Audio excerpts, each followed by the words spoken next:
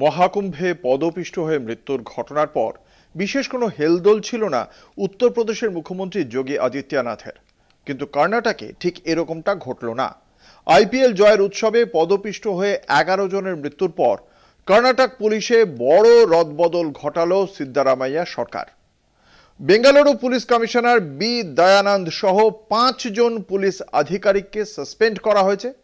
এই ঘটনা কিভাবে এবং কেন ঘটেছে তা জানার জন্য তদন্ত করবে সিআইডি। আরসিবির মার্কেটিং হেড নিখিল সোসালেকে গ্রেপ্তারের পাশাপাশি ইভেন্ট ম্যানেজমেন্ট সংস্থা ডিএনএ এন্টারটেইনমেন্টের 3 কর্মীকে আটক করা হয়েছে।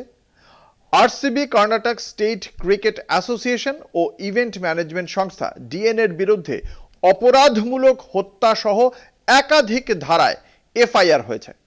কর্ণাটক ক্রিকেট অ্যাসোসিয়েশন হাইকোর্টে এফআইআর বাতিলের জন্য আবেদন করেছে।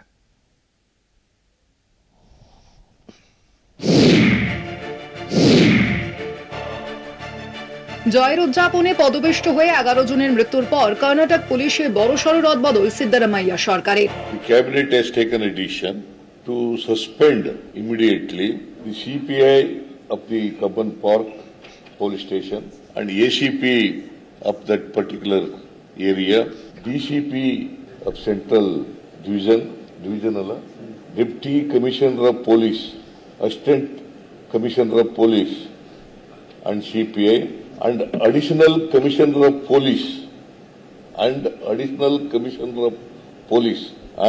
who is in charge of the stadium and Commissioner of Police of Bangalore City.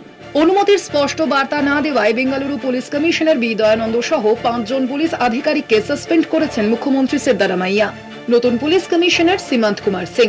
Bengaluru city পুলিশের নতুন কমিশনার সীমান্ত কুমার সিং শুক্রবার দায়িত্বভার গ্রহণ করে জানিয়েছেন, টিম গঠন করা হয়েছে, পুলিশ কয়েকজনকে গ্রেপ্তার করেছে। কিভাবে এবং কেন ঘটেছে তা জানার জন্য তদন্ত করবে সিআইডি। ঘটনা কাম্য ছিল না, ভবিষ্যতে যাতে এরকম না ঘটে সেজন্য প্রয়োজনীয় পদক্ষেপ করা হবে। ঘটনার জেরে আরসিবির মার্কেটিং হেড নিখিল সোসালেকে গ্রেপ্তার এবং ইভেন্ট ম্যানেজমেন্ট সংস্থা ডিএনএ এন্টারটেইনমেন্টের 3 কর্মীকে আটক করা হয়েছে। গ্রেপ্তারিকে চ্যালেঞ্জ করে হাইকোর্টে গিয়েছেন Nikhil Sosale. RCB, Karnataka state cricket association ও ইভেন্ট ম্যানেজমেন্ট সংস্থা ডিএনএর বিরুদ্ধে অপরাধমূলক হত্যা সহ একাধিক ধারায় এফআইআর হয়েছে। কর্ণাটক ক্রিকেট অ্যাসোসিয়েশন হাইকোর্টে এফআইআর বাতিলের জন্য আবেদন করেছে। এফআইআর বাতিল মামলার শুনানি আগামী 16 জুন। কলকাতা টিভি।